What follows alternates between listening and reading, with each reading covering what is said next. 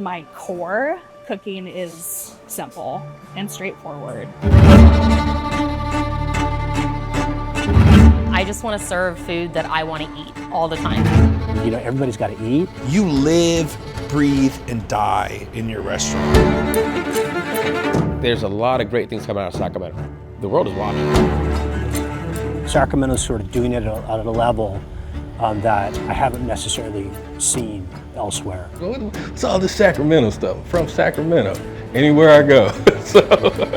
We would not be anywhere without these farms. 75 to 80% of our produce coming from one of the 6 counties. And we have missions to create change. This lettuce is so fresh. It's picked that week, washed, chopped in on the salad plate the same week. Now you're changing the game. I knew that this was gonna be what I was gonna do. It's what makes you happy. It's what makes me who I am. It is the only time that I can be like the truest version of myself. Yes, this is who we are.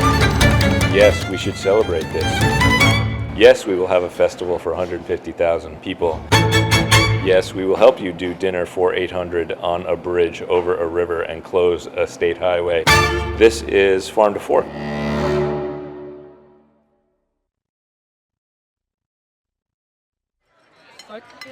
Thank you to wonderful and talented chefs for preparing such an exquisite meal. The top half is empty, and I think we could probably do like 2 trays, stacky, you know what I mean? And my deepest gratitude goes to the farmers, the farm workers, the chefs and food service workers. And 4 delicata, 4 mushrooms. I got someone bring me a shitload of spoons right now. Real hot oil, folks, real hot. Hot duck fan. I think one of the things that we did well with Farm to Fork is identify what we do better than anybody else. And what we do better than anybody else is grow food. My name is Mike Testa, and I'm the president and CEO of Visit Sacramento. The initial criticism is, this is just about white linen tablecloths. Well, no, it's about the farm workers. It's about everything from start to finish in the food cycle. You know, San Francisco has a Golden Gate Bridge, New York has a Statue of Liberty. What sets Sacramento apart? What is something that is unique to us that we can own? And it's agriculture, it's food. Tonight marks the 10th anniversary of the Tower Bridge Dinner. Of course, this is the event of the year, really. 750 people sitting on a bridge. Crazy, right? Patrick Mulvaney and my wife Bobbin and I are the owners of Mulvaney's B&L in Midtown Sacramento. People say, well, it's just marketing. I say, yeah, and it's brilliant. When are we starting? How much time? How much time? Now. We're going now? Once they kind of get semi-warm, they can go. Like me and Chris are gonna start getting them rolling, and then we'll probably speed rack them and start filling. Yeah. Are we supposed to have 34? We're ready. Like we're always ready. We woke up ready. So tonight, let's raise our glasses. We go to bed ready. We don't step out the house unless we're ready.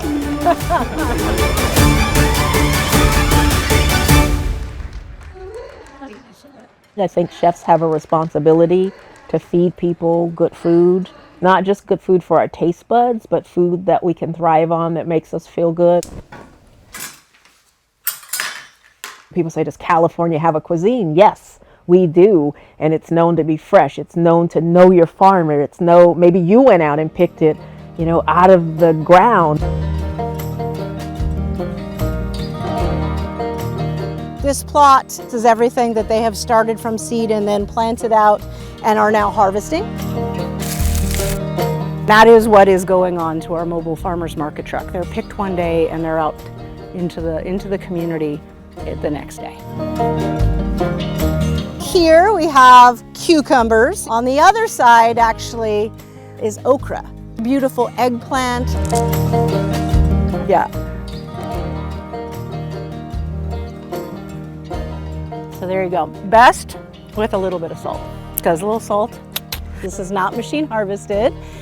This is a lot of love and care that the farmers have to put in. So when you buy at a farmer's market or a farm stand or many of our local grocery stores, they are buying from local farmers. And so while they may be a bit more expensive, right? I mean, part of the reason that we're wanting to invest in these incredible farmers in this region who are also growing, you know, in a sustainable and regenerative way.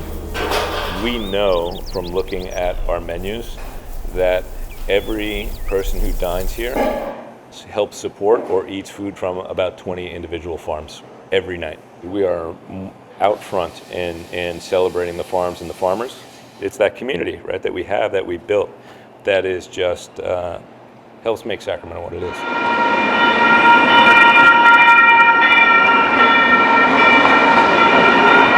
I'm from Sacramento. I left for a few years, but to come back and for it to be flourishing the way it is, and Farm to Fork Capital and all the festivals that are around it and the dinner that's around it, I'm so proud to be from here.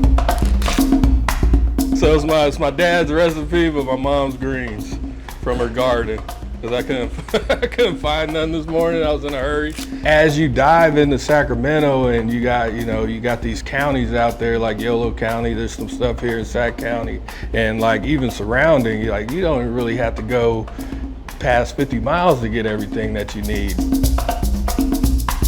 Yeah, it's exciting to be, the most popular food truck in Sacramento. And, I say we're one of the most popular restaurants too, but at the end of the day, it's been a struggle, 2011, there's this big food truck boom in Sacramento. I remember we're on UC Davis campus, and I had one of the food truck coordinators come up to me and he was like, "Hey, your numbers, they're not where they need to be." And he was like, "I'm not saying that we're gonna kick you out, but you gotta figure something out." I had this bok bok chicken sandwich. It had a jalapeno slaw, and it had our fuego sauce, which is spicy mayo, dill pickles. Chef Chris at Localities, he did this video where he was eating the sandwich, and him and his dishwasher were like dancing with the sandwich, and that's how it all started. From that video to where we are right now. If it wasn't for Chef Chris, I don't know where we would be right now. Everybody started coming after that. That Nashville chicken sandwich is something. If you do the family tree of Sacramento, if we were people, we'd all be cousin chefs. But I have heard that it can be super cutthroat everywhere else. And in Sac, it's like, we all worked for 5 guys. I think that's part of the reason that keeps us really close together.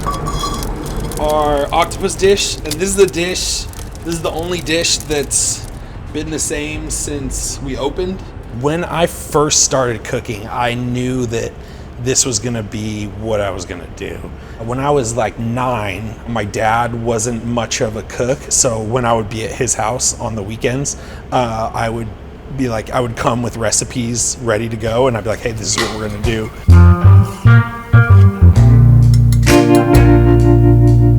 I would pick recipes that had the most ingredients in them. I wanted it just to continue on forever and take as long as possible, because it was like, that was my way of, I just really enjoyed cooking. Just trying to, make people smile instead of make people angry.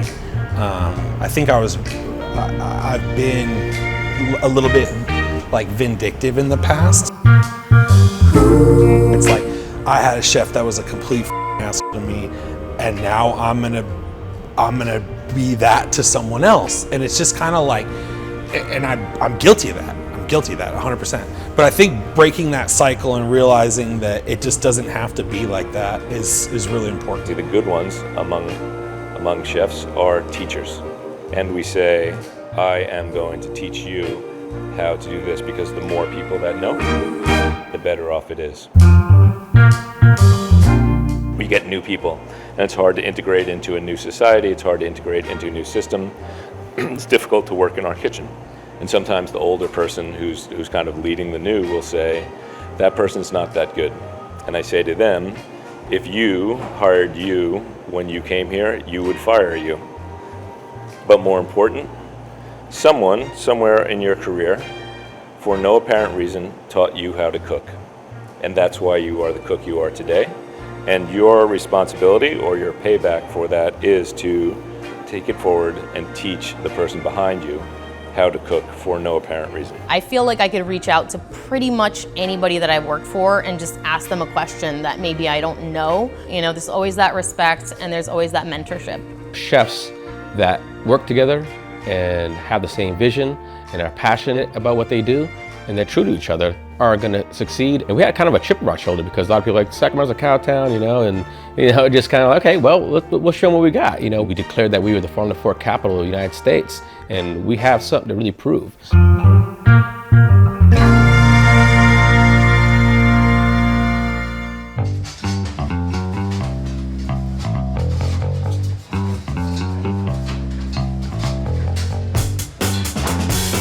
For this course, we all kind of collaborated on it. Furikake crusted albacore tuna with a wild rice and like a pole bean salad. We even had some farms grow things specifically for us for the dinner. It's nice to be out there on the bridge with everybody. I think it's kind of a one-of-a-kind event that happens in the country. It can be a little bit challenging at times, but it is fun to come together and do this. It's great. You think about Farm to Fork, it's so much more than just the bridge dinner, right? There are so many things that came out of this, so many people within the food system that got engaged, that this was a great catalyst for them to help fulfill their mission. It just shows that like this laborious day-to-day thing that we do is really going noticed by Sacramento, so it's appreciated for sure. It's just been an immense gift, I guess. Everything about the restaurant industry is, I don't know, who I want to be. It's hard to quantify like what makes you love it, right? It's after 10 years of 12-hour days, like what? Why am I still in love with it? I don't know how to do anything else. It's what makes you happy. It's what makes me who I am. Muncha, muncha, muncha, muncha, muncha, muncha. Decomposition! Decomposition! Soilborn, we're a nonprofit farm and education center, and the whole idea was to put a farm in the city. Okay, then I think we can fit Clara in here. We learned about tomatoes. They can grow crops together, and well, tomorrow's pizza day, so. Get set! Go! I learned that there were new types of food and stuff like that. Yeah, I learned new vegetables. I learned how you can make it, and I learned different ways to do it. At the very least, that young child that come and spend some time in the garden with us or gets in the kitchen a little bit, when they become an adult, they're going to make healthier choices.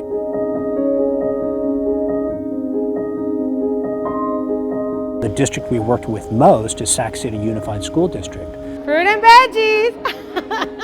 The farm is now growing that lettuce, and they're able to chop and wash it and process it and then get it into salad bars that, 70,000 kids a day are eating. Sourcing from local growers supports our local economy, supports local jobs, local farmers, and why shouldn't our students benefit from that?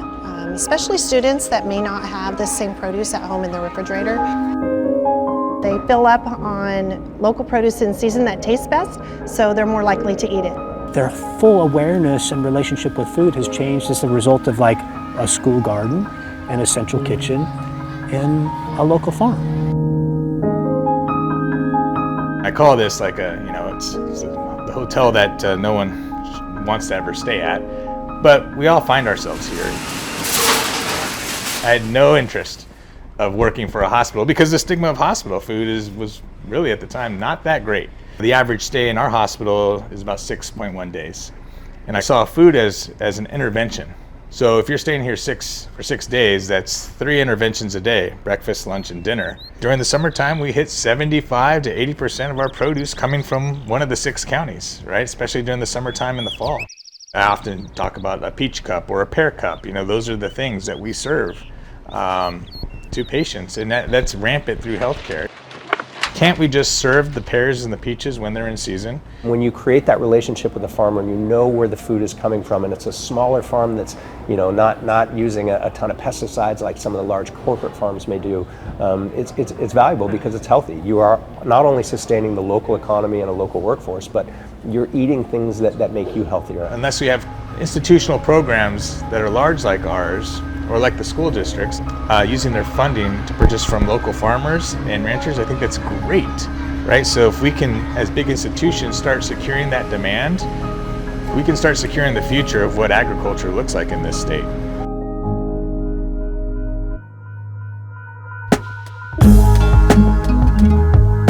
I was looking actually at my travel log of how many times I go out to the student farm, and yeah, I could totally do one trip every other week, you know, but then it wouldn't be that week's, you know, beets or that week's carrots or that week's snap peas. So yeah, it could be like twice a week that I just go over there.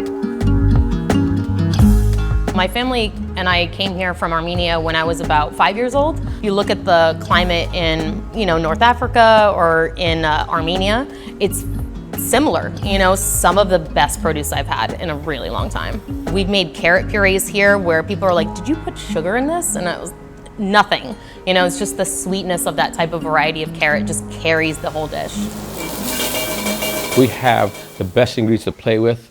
And if that doesn't inspire you to get you know, motivated to really kind of like put something solid on the plate, then I don't know what else is gonna. And we're working exclusively with the farmers, and they're growing these things for us that we say, hey, look, you know, I like this lettuce to be a little more petite than it normally is because it looked great on a plate. So they're manicuring these to our needs, and so we get the first crack at it, and it's coming right to you off the vine. It's gonna be still warm and it arrives to you, you know, in your hand on a summer day when you get a nice warm tomato from one of your farmers. It's kind of a special thing.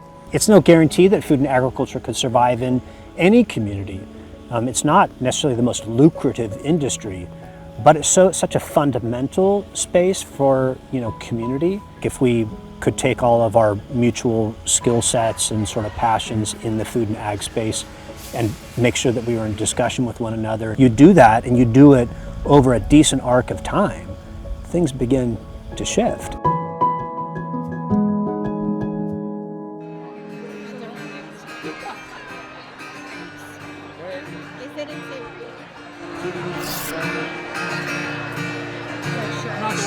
I just want to say it's time to celebrate Sacramento. There are so many moving parts of this. You think about the chefs, we have a wait staff of over 100 people. You have people, you know, refilling wine glasses and pouring water and getting other drinks out there. So there are a ton of people that make this thing happen. But I think we saw that there was an opportunity to bring other people up. You know, some of the chefs that don't get the attention that they might deserve. I think, you know, in a lot of ways it's affirmation for those chefs and probably a confidence builder. But for some, it's your ride, you're an expert, and we need to know how to do this. The truth is that at the heart, sometimes hospitality people, you know, we say that we're a bunch of pirates, and sometimes it means we feel like we're misfits. And now all of a sudden we're being celebrated and embraced. And that gift, that warmth that we feel from others is what we want to share with the community. And we share that by breaking bread, because we know that when you sit across a table from someone and break bread, you change conversations. And when you change conversations, you change lives. I have actually found that in Sacramento, cooking can be competitive, but from chef to chef, it's not necessarily the case. My favorite thing ever is grilled cheese, but we're actually going to use garlic aioli instead of butter on the outside.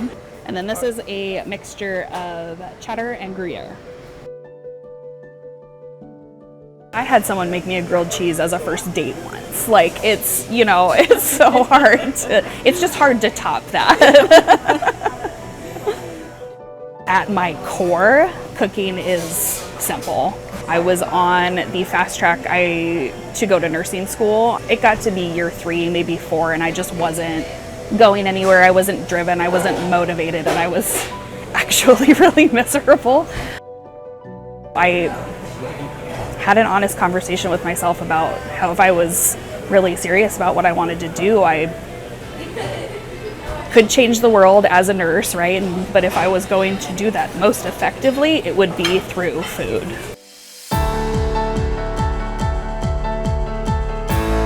It is time to recognize another group of deserving chefs who have worked so hard to get to this point.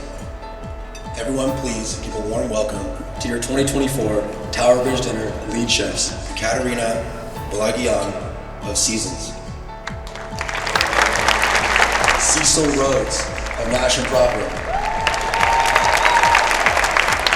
Pedro DePino of the 7th Street Standard, Jamie Rathburn of Ella Dining Room and Bar, and Brock McDonald of Beast and Bounty. It's about recognizing them and saying Sacramento sees you. We are grateful for you, and we love you. I think because of where I am now, and especially with the opportunity to do the dinner, there is always like a doubt that you have when you make a big change like that it's going to be wrong. It's always been like the right choice for me, and it is the only time that I can be like the truest version of myself. Sorry.